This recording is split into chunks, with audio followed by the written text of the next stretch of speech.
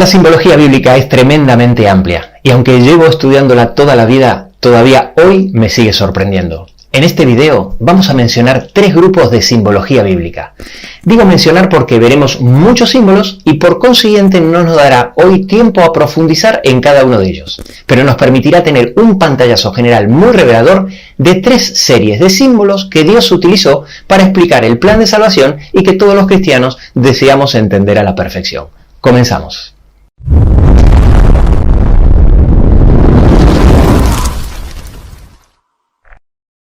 De los muchos grupos de símbolos que Jesús utilizó para explicar el plan de salvación, hoy vamos a introducirnos en 3 de ellos, los cuales son la simbología de la siembra de la cosecha, la simbología del cuerpo humano y la simbología de la luz y el fuego.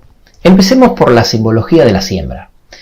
Como introducción, te quiero comentar que los símbolos que Jesús utilizó para ilustrar la forma en que Él venía a salvar al mundo, no solo están para que tengamos una comprensión más amplia de su plan de salvación, sino que también esos mismos símbolos fueron utilizados por Jesús y antes que Él por muchos profetas para ilustrar detalles importantes de su segunda venida en forma de tipología profética. Por ejemplo, en Apocalipsis 14:14, dentro de la simbología de la siembra, se ilustra la segunda venida de Cristo como un segador que viene a buscar su iglesia con una hoz en la mano. Pero empecemos por el principio. En Lucas 8, Jesús cuenta una parábola increíble sobre un sembrador que representa al que comparte las buenas nuevas del Evangelio. Y sus semillas caen en 4 lugares diferentes. En 3 de ellos la siembra no prospera y solo crece fuerte y da frutos en el 4º terreno al que él llama buena tierra. Es una parábola tremendamente reveladora, porque de los versículos 4 al 8 Jesús cuenta la parábola y de los versículos 11 al 15 la explica.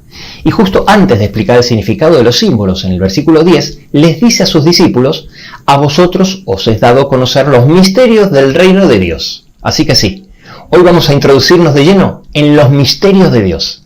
Lo primero que explica Jesús en Lucas 8:11 es que la semilla representa a la palabra de Dios. Sin embargo, qué curioso, Jesús en Juan 12:23-24 nos explica que la semilla también representa a Cristo, ya que él, hablando de su propia muerte, dice que si el grano de trigo no cae en la tierra y muere, queda solo, pero si muere, lleva mucho fruto.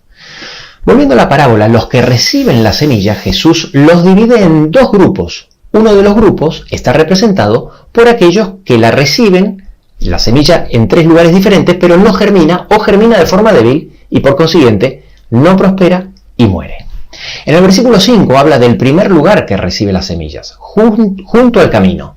Pero vienen las aves y se la comen, y en el versículo 2 se explica que las aves representan a los engaños del diablo que quita en su corazón la palabra para que no crean y se salven. Y de esta forma la semilla no germina. En el versículo 6 habla del segundo lugar donde cae la semilla, sobre la piedra, la cual crece pero al poco tiempo se secó, explicando en el versículo 13 que aun cuando recibe la palabra con gozo, no tiene raíces y en el tiempo de la prueba se apartan.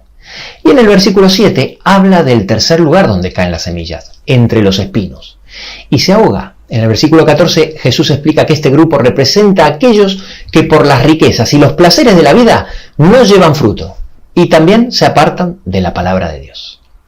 Finalmente aparece el otro grupo con un destino completamente diferente. En Lucas 8:8 nos habla de la semilla que cae en buena tierra y nació y llevó fruto, representando a un árbol que crece y da mucho fruto porque le da 100 por 1. Y en el versículo 15 lo explica para que no haya lugar a dudas que este grupo representa a los que con corazón bueno y recto retienen la palabra oída y con el tiempo crece y se transforma en un árbol que da fruto con perseverancia. En Jeremías 17, del 7 al 8, dice: bendito el varón que confía en Jehová, porque será como el árbol plantado junto a las aguas. En el año de sequía no se fatigará ni dejará de dar fruto. Por el contrario, lo que dice la palabra de Dios sobre la hierba coincide perfectamente con lo que Jesús explicó en la parábola. Al final no prospera y muere. En Isaías 37:27 dice que los moradores acobardados y confusos fueron como hierba del campo y hortaliza verde, que antes de la sazón se seca. Y en Salmos 37:1 usa el mismo símbolo para la hierba que se seca, hablando de los malignos que hacen iniquidad. Y otros tantos versículos que enseñan lo mismo. Aquí te dejo en pantalla alguno de ellos. En el mismo grupo y con el mismo destino está el árbol que dejó de dar frutos. En Mateo 3:10 Jesús, en una dura advertencia para ellos, dice que el hacha está puesta a la raíz de los árboles. Por tanto, todo árbol que no da buen fruto es cortado y echado en el fuego. En Mateo 21, el 18-19, narra la historia cuando Jesús encuentra una higuera sin frutos y la maldice. Una acción de Jesús que a muchos les resulta extraña y difícil de explicar. Tal como siempre digo, la tipología bíblica no suele tener ningún sentido hasta que descubrimos su aplicación y enseñanza. Jesús utiliza este árbol como un tipo o ilustración de aquellos religiosos que conocen muy bien la palabra de Dios y que siendo árboles bendecidos dejaron de dar fruto. Son los mismos a los que Jesús llamó sepulcros blanqueados. Finalmente, ya sean hierba o árboles secos sin frutos, todos desaparecen y al final es exactamente lo mismo que si nunca se hubiesen recibido la semilla. Estas plantas se secan, mueren y la tierra se vuelve a quedar seca y sin verde. Son aquellos de los cuales Dios dice en Ezequiel 22, 22-24, yo Jehová habré derramado mi enojo sobre vosotros. Y a ellos los llama tierra seca. Dice, eres una tierra que no ha sido limpiada ni rociada con la lluvia en el día del furor. Sí, así es. Cuando se habla de tierra en sentido simbólico, solo tierra sin verde o seca representa a los seres humanos que viven ajenos a la palabra de Dios o la abandonaron. ¡Qué simbología increíble! ¿No te parece? Por supuesto, no la hemos abarcado toda y hay mucho más que hablar sobre los símbolos de la siembra. Pero por ahora vamos a pasar al siguiente grupo. La simbología del cuerpo humano. Hay muchos textos que utilizan el pan y el agua para simbolizar la palabra de Dios. Cuando Jesús fue tentado 3 veces en el desierto por Satanás, las 3 veces le contestó con versículos del Antiguo Testamento. En Mateo 4:4 le responde, no solo de pan vivirá el hombre, sino de toda palabra que sale de la boca de Dios. Citando Jesús lo que dice en Deuteronomio, capítulo 8, versículo 3. De la misma forma, el profeta Amós, en el capítulo 8, versículo 11, dice que Jehová enviará hambre a la tierra, no hambre de pan ni sed de agua, sino de oír la palabra de Jehová. En Efesios, capítulo 5, versículo 26, habla de la purificación del agua por la palabra. Por eso, el recibir la palabra de Dios está ilustrado con ingerir alimento que nutre. En 1 Timoteo 4:6 habla de estar nutrido con las palabras de la fe y de la buena doctrina. ¿Pero el pan y el agua no representa a Cristo? Sí, efectivamente. El pan y el agua representa a la palabra de Dios y también representa a Cristo. Jesús dijo una frase muy famosa e importante que está en Juan 6:35. En la Biblia Jesús menciona 7 veces la frase yo soy. Y en Juan 6:35 es la primera de ellas donde dice yo soy el pan de vida. El que a mí viene nunca tendrá hambre y el que en mí cree no tendrá sed jamás.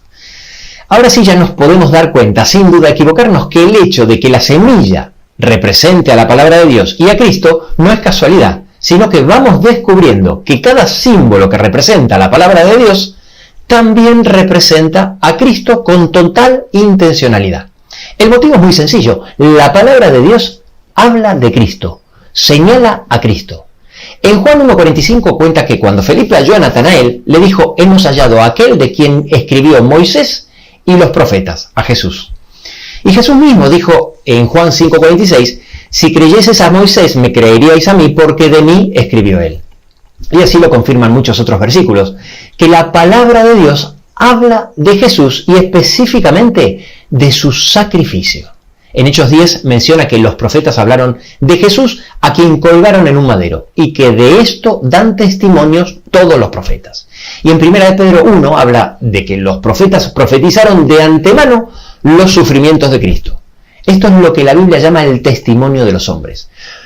Por esto, la palabra y Cristo tienen la misma simbología, porque no se puede separar a Dios de su palabra. Y obviamente Jesús fue la mayor manifestación de la palabra de Dios.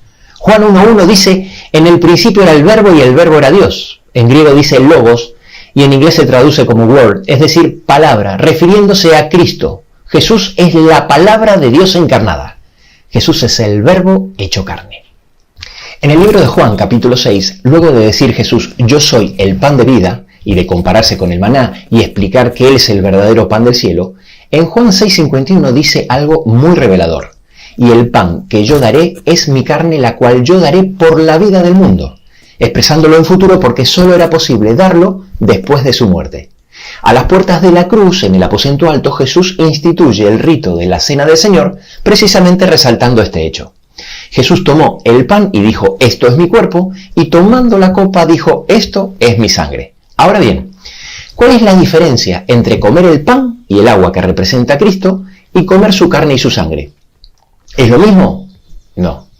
Y la diferencia son las dos cosas que ocurren entre medio y las dos están simbolizadas por el bautismo. El bautismo simboliza dos cosas. En primer lugar, el sumergirme en las aguas bautismales simboliza mi muerte a una vieja vida, aceptando la muerte de Cristo en mi lugar para que entonces pueda tener su vida. Al salir de las aguas bautismales, simboliza que estoy naciendo en una nueva vida en Cristo Jesús, es decir, una vida transformada por Cristo, en abundancia y crecimiento espiritual diario. Sí, gracias a su muerte es que es posible que Cristo viva en nosotros y de esta forma permitir que Cristo nos transforme en una nueva criatura. Presta atención a la simbología y verás qué sorprendente su exactitud. Jesús, ¿qué es la semilla? Tuvo que morir para que nos pueda transformar de tierra seca a un árbol que crece. Jesús, el pan de vida, tuvo que morir para que pudiera darnos su carne y su sangre, la cual al comerla y beberla, transforma nuestra muerte espiritual a un nuevo ser con vida abundante. Y estos símbolos no pueden ser más apropiados para ayudarnos a entender mejor esta realidad espiritual que por ser tan impresionante no siempre es fácil de entender. En segundo lugar, el bautismo representa la acción del Espíritu Santo en la transformación que Cristo hace en nosotros. El bautismo del Espíritu Santo lo hace Jesús. Y nosotros confirmamos y certificamos su aceptación en el bautismo del agua que hacen los hombres. Uno lo realizan los hombres y otro lo realiza Jesús. Esto lo aclara, por ejemplo, Juan 4:2, donde nos dice claramente que Jesús no bautizaba, sino sus discípulos. Y en Juan 1:33, Juan el Bautista explica por qué primero Jesús envió a bautizar a él y luego a sus discípulos, pero él no bautizaba, precisamente porque Jesús bautizaba con el Espíritu Santo. Existen muchos versículos donde Jesús explicó hasta el cansancio que él enviaría al Espíritu Santo. Aquí te dejo algunos de ellos. Dicho sea de paso, Jesús no perdía la oportunidad para aclarar que el Espíritu Santo en realidad lo enviaba el Padre a través del Hijo. Fíjate cómo usaba frases como, por ejemplo, a quien el Padre enviará en mi nombre. O en otra ocasión dijo, a quien yo os enviaré del Padre. Dejando Jesús bien en claro así que la Trinidad completa participa en nuestra redención. Es por ello que Jesús nos envió a bautizar en el nombre del Padre, del Hijo y del Espíritu Santo. Dentro de la simbología de la siembra, el Espíritu Santo está representado por ríos de agua viva o abundancia de aguas, como por ejemplo cuando Jesús le habló a la mujer samaritana en Juan capítulo 4, versículo 14, y le dijo que el agua que él daría sería una fuente de agua que salte para vida eterna. Solo podemos dar frutos si tenemos el bautismo de Cristo del Espíritu Santo. Por eso en Gálatas 5:22 habla del amor, gozo, paz, paciencia, etc., como el fruto del Espíritu. Ahora bien, si en la simbología de la siembra el Espíritu Santo está representado con los ríos de agua que Jesús ofrece, ¿cómo está representado el Espíritu Santo en la simbología del cuerpo humano?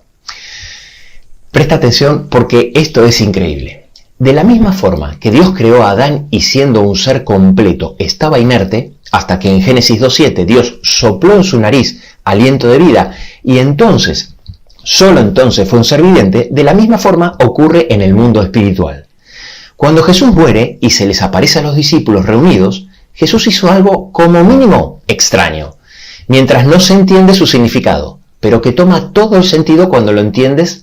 En Juan 20:22 dice que Jesús sopló y les dijo a los discípulos, recibid el Espíritu Santo, completando de esta manera de forma increíble la simbología del cuerpo humano.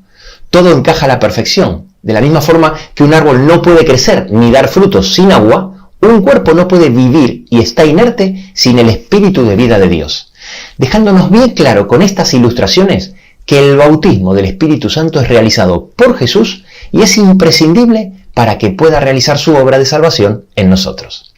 El bautismo por agua lo realizan los hombres y no es otra cosa que nuestra confirmación y certificación pública de que aceptamos por fe, en primer lugar, la muerte expiatoria de Jesús en nuestro favor y el nacimiento espiritual en una nueva vida en Cristo. Y en segundo lugar, el bautismo de Jesús del Espíritu Santo, quien será el que nos capacitará para el crecimiento espiritual.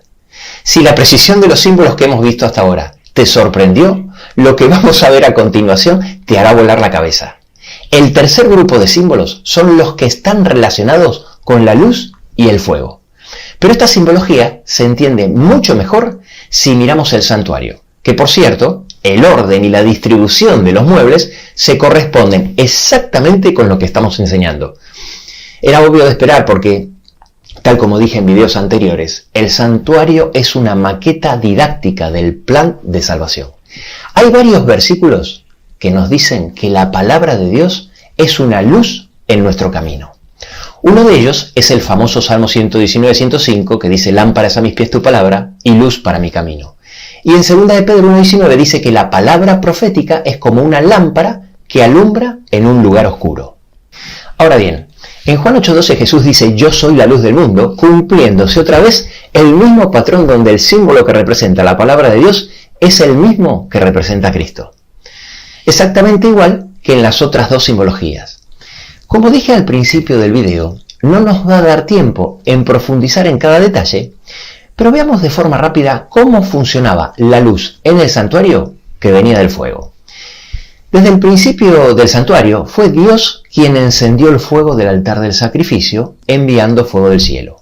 Lo hizo con Moisés en Levítico 9:24, cuando inauguró el santuario en el desierto, y lo hizo con Salomón en 2 de Crónicas 7:1, cuando inaugura el templo de Salomón. Era responsabilidad de los sacerdotes mantener el fuego continuamente encendido y que no se apague, porque era fuego divino, por eso se le llamaba el continuo. Los primeros versículos de Levítico 24 explica que Aarón, el sumo sacerdote, que simbolizaba a Cristo, debía mantener siempre encendidos los brazos del candelabro, para que ardan siempre delante de Jehová. Y por supuesto quedaba claro, tal como lo dice en Levítico 16:12, que todo el fuego del servicio del santuario debía encenderse con las brasas del altar, el cual había sido encendido por Dios. Dicho sea de paso, de ahí viene el trágico suceso de Nadab y Abiú, que desobedecieron y presentaron fuego extraño. ¿Cómo estaba simbolizado el Espíritu Santo en la simbología de la luz y el fuego? Con el aceite que se utilizaba para que ardan las llamas del candelabro. El sumo sacerdote que simbolizaba a Cristo debía mantener siempre el candelabro lleno con el aceite, cumpliendo de esta manera de forma magistral la simbología de las realidades espirituales que Jesús enseñó. Así como Cristo es el que provee el Espíritu Santo, en el santuario, el sumo sacerdote que representa a Cristo era el que llenaba el candelabro con aceite para que las llamas ardan. Y de la misma forma que es imposible que el árbol crezca y dé fruto sin agua, y es imposible que un cuerpo humano inerte viva sin el soplo de vida de Dios, es totalmente imposible que las llamas del candelabro ardan si no tiene aceite. Dios encomendó a seres humanos la tarea de predicar la palabra de Dios. En la simbología de la siembra, los hijos de Dios somos los sembradores. En Mateo 9, 37-38 dice: la mies es mucha, mas los obreros pocos, y que roguemos para que el Señor envíe más obreros a su mies. Exactamente lo mismo ocurre en la simbología del cuerpo humano. El pan y el agua lo esparcen los hombres. Antes que Jesús multiplique el pan para alimentar a las 5.000 personas, registrado en Mateo 14, Jesús le dijo a sus discípulos en el versículo 16: dadle vosotros de comer. Y antes que Jesús convierta el agua en vino en las bodas de Canaán, Jesús les dijo a los que ahí estaban en Juan 2:7: llenad estas tinajas con agua. Y lo mismo enseñan la simbología de la luz y el fuego. Presta atención aquí porque esto es totalmente impresionante. Los brazos del candelabro representan a los hijos de Dios. ¿Cómo sabemos esto? A diferencia de lo que mucha gente cree, el candelabro no tiene 7 brazos, sino que cuando Dios le dio instrucciones precisas a Moisés para que lo construya, en Éxodo 25, 31 al 34, le dijo que tenía que tener 6 brazos, 3 de cada lado, y una caña central, y los 6 brazos dependían de la caña central. El número 6 en la Biblia siempre representa al hombre, y la numerología bíblica nos da muchas pistas para descifrar los símbolos. ¿Te acuerdas que te dije que Jesús mandó a los hombres a llenar las tinajas de piedras con agua antes de convertir el agua en vino? Bueno, ¿sabés cuántas tinajas eran? 6. Y de esta forma tenemos exactamente la misma enseñanza que con la siembra y el cuerpo humano. Por eso Jesús dijo de sus hijos en Mateo 5:14, vosotros sois la luz del mundo, porque iluminamos al mundo con la llama de la palabra de Dios. Somos la luz menor que ilumina a la luz mayor, a Cristo crucificado. Dios es el gran delegador. Todos tienen una función en el plan de salvación. El Padre, el Hijo, el Espíritu Santo, las huestes angélicas. Y a nosotros, los hijos de Dios, nos es asignado la gran comisión de Mateo 28, 19, 20, que dice hacer discípulos a todas las naciones, bautizándolos en el nombre del Padre, y del Hijo, y del Espíritu Santo. Sí, Dios no va a enviar ángeles a predicar el Evangelio. Es una tarea encomendada a sus hijos. Son muchos los versículos que nos hablan de perdición si no creemos y aceptamos la cruz de Cristo. Y los símbolos que hemos visto hoy nos ayudan a entender aún mejor. La simbología de la siembra nos dice que somos tierra seca, la simbología del cuerpo humano nos llama muertos espirituales, y los símbolos de la luz y el fuego nos indican que estamos en total oscuridad. Pero por el contrario, si decidimos aceptar el pacto y seguir a Cristo, nos promete dar mucho fruto, crecer fuertes para vivir una vida en abundancia, y como dice Proverbios 4:18, la luz que ilumina la senda de los justos puede ir en aumento hasta convertirse en un día perfecto. ¡Qué increíble simbología! No caigo de mi asombro. Te pregunto, ¿tú crees que esto pudo haberlo pensado una mente humana? Yo creo que es imposible. Solo una mente superior pudo pensar en una simbología tan perfecta. ¿Tú qué opinas? Déjamelo en los comentarios. Concluyo diciendo que esta simbología no siempre es fácil de interpretar y a veces puede traer confusión. No debemos confundir el agua que representa la palabra de Dios en la simbología del cuerpo humano, la que se expresa en singular, con las aguas abundantes que representan al Espíritu Santo en la simbología de la siembra, las cuales siempre se presentan como ríos o en abundancia. Muchas personas se preguntaban, ¿qué representa el Espíritu Santo? ¿El agua o el aceite? Bueno, ahora ya lo sabes. Si sale un río de agua abundante para beber de una roca que simboliza a Cristo, como ocurrió con Moisés en el desierto, está hablando del Espíritu Santo. Y si habla del aceite que mantiene la llama de unas lámparas, como en la parábola de las 10 vírgenes, también el aceite representa al Espíritu Santo sin violar el significado del símbolo, ya que cada uno hace lógica en su propio grupo de simbología. Como en todas las ciencias del saber, cada vez que avanzamos en un conocimiento, de seguro surgirán un sinnúmero de nuevos interrogantes. Así que termino este video haciéndome algunas preguntas. Si el árbol que nos representa a nosotros sale de la semilla que es Cristo, ¿la vida y los frutos del árbol es nuestra o es de Cristo? Si la carne y la sangre que comemos y bebemos es la de Cristo, ¿es nuestra vida y nuestro cuerpo o es el cuerpo de Cristo? Si la luz del candelabro se encendió con las brasas del fuego del altar, ¿es nuestra luz o es la luz de Cristo? Y por último, ¿por qué Dios puso aquí un altar? Si los altares son lugares donde se celebran sacrificios y allí afuera ya había uno. No sé, tal vez la respuesta a todas estas preguntas estén en Gálatas 2:20, que dice, con Cristo estoy juntamente crucificado y ya no vivo yo, mas vive Cristo en mí.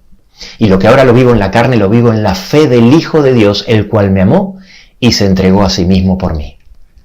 Amén.